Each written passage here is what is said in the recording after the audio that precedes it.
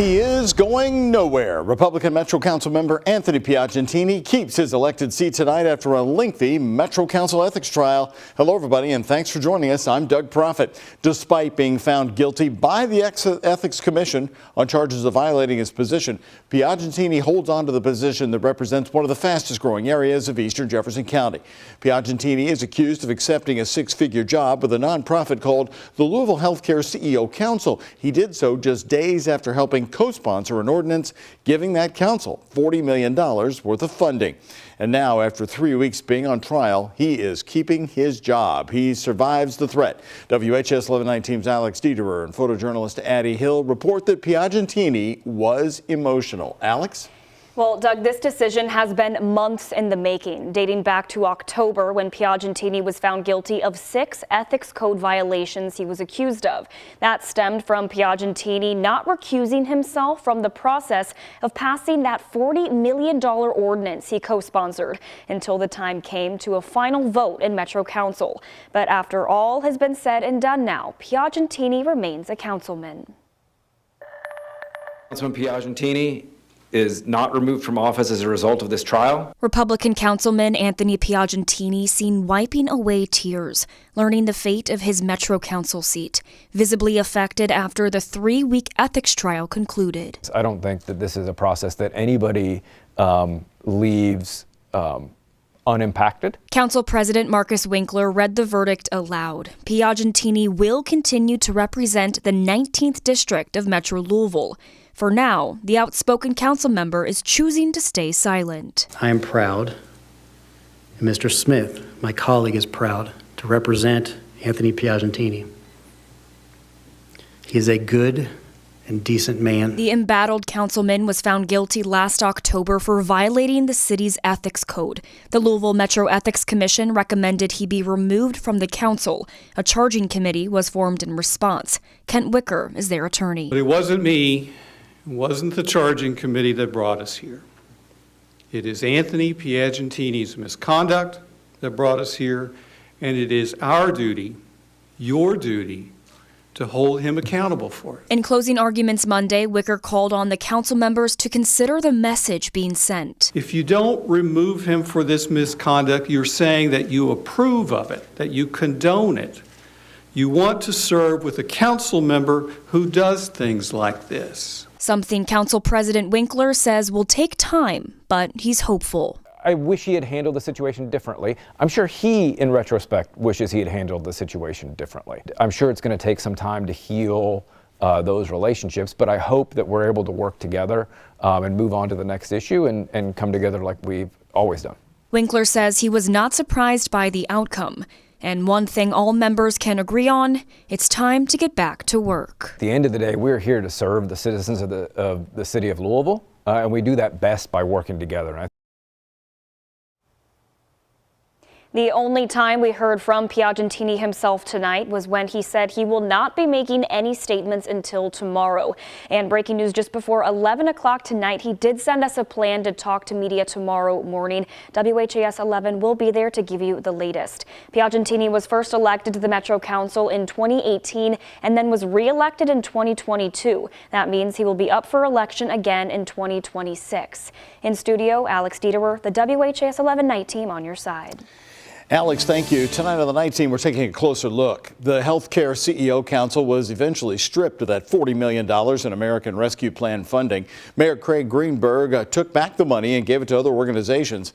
$16 million went to the Metro United Way, also money going to AMPT, Louisville Urban League, and the University of Louisville. The rest of the $24 million the mayor put into parks and libraries. According to the Healthcare CEO Council, because that money was taken away, they have to cut their healthcare career lab. The $40 million grant funded the lab's 8 employees. Right now, we are following a late developing story here tonight on the night team. Trinity High School on Shelbyville Road will not have in-person classes at the school building tomorrow. St. Matthews police say the move comes after a threat was made. The St. Matthews Police Department says they're investigating the threat made to Trinity High School. Chief Barry Wilkerson tells us out of an abundance of caution, students will be doing online classes on Tuesday tomorrow. The police department is investigating the origins of the threat. Today, we learned the victim shot and killed at Caesars Southern Indiana Casino was a father and rapper from Louisville. According to police, Lil Don Williams was in the parking lot of the casino Sunday night when two masked people with rifles ambushed him. Harrison County, Indiana Sheriff's Department says the two people watched and waited for hours in the parking lot before Lil Don walked out. His family and friends went to the casino after a Saturday night concert right here in Louisville. Since the inception of the boat over 25 years ago, the gaming casino, we have never had a homicide there. So this is an isolated incident where an individual was targeted, hunted down, and executed. The sheriff says the people who killed Williams also took his car afterwards. They're actively searching for that car. It's a 2013 black and silver Dodge Charger with black louvers on the rear windshield. All new right now on the WHAS11 night team. Hardin County has been hit hard with drug overdose deaths. Tonight, the Hardin County School District, along with Baptist Healthcare, partnered together for a lesson of sad reality in our times. Take a look at the numbers. Hardin County is seeing an increase in the past couple of years of drug overdoses. In 2022, 50 deadly overdoses were reported in the county. In 5 years, that went up from just 17 in 2018. So tonight, the school district hosted a seminar, How to Spot a Drug Overdose. WHAS 11 Night Team's Taylor Woods and photojournalist Elijah McKenzie were there at the Hardin County Schools Performing Arts Center. It's something no parent ever wants to go through. He would never use drugs. This simulation in Hardin County shows a parent of a local high school student who received a call that her son overdosed from fentanyl. The reenactment shows scenes from home all the way to the ICU where the young man was pronounced brain dead and was taken to the coroner's office. All right, ICU said they're ready, let's go. This hits close to home for several Hardin County parents in Elizabethtown. It was kind of emotional, especially as a mom, watching like how she cried. A testimony video later shows the sister of Andrew Mikey Tyke, an 18-year-old who died in 2021 from an overdose. I know that he's not going to come out of this. The purpose of the simulation is to make parents aware of the substances their students may get in contact with. From pills to vapes, parents at the demonstration took notice. And it's really scary, like to go to a party that your kid was supposed to go to have fun, and then come in like crying because you don't know if he's going to wake up. An overdose can happen at any time, and health officials with Baptist Health Hardin hopes this sparks the conversation between parents and students, hoping students will say no to drugs. Erin Pretty is with Baptist Health Hardin. Well, I think it's important for the parents to understand that the choices these kids make now really affect them lifelong. So far, there have been 7 confirmed overdose deaths in Hardin County, 37 in 2023 and about 55 in 2022. It was eye-opening to hear those numbers. Brinley Drexler works closely with young people. She understands the importance of these conversations. I feel like a lot of youth don't really know, like, oh, it could happen to someone I know. After the presentation, parents like Katrina Stone were given Narcan just in case. Or even if I come across somebody else who might need it, at least I have it, so I'm not standing there with nothing to do. Instead, saving a life, stopping an overdose. In Hardin County, Taylor Woods, WHAS 11 Night Team on your side. Well, even though tonight's meeting was small, drawing about 25 people, everyone there came away with a feeling of accomplishment and understanding. Today, Kentucky Governor Andy Beshear was right here in Louisville sharing his top priorities for his second term as governor at Greater Louisville Inc.'s Capital Connection event. During today's event, the governor said he wants to continue what he calls Kentucky's economic winning streak. He says growth, like what the Commonwealth's currently seeing, can help create change for future generations. Economic development is a team sport. It takes the state, it takes the city, it takes GLI, it takes each and every one of you in this room that help in some way. I mean, we get way too caught up on credit when every economic development announcement is a chance for a family to change the course of their lives and to make intra-generational change.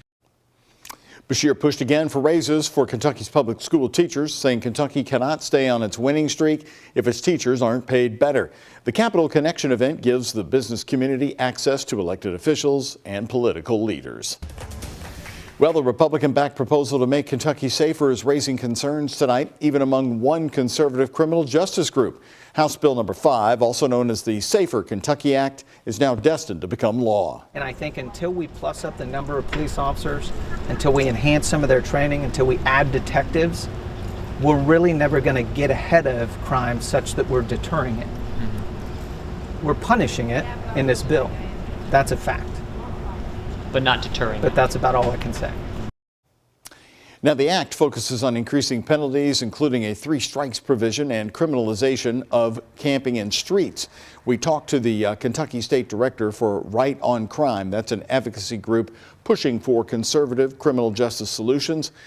They say without the proper staffing, this bill won't effectively prevent violence. The bill would also put a cap on how much a charitable bail organization can front for one person, and they set that max. The act sets the max at $5,000.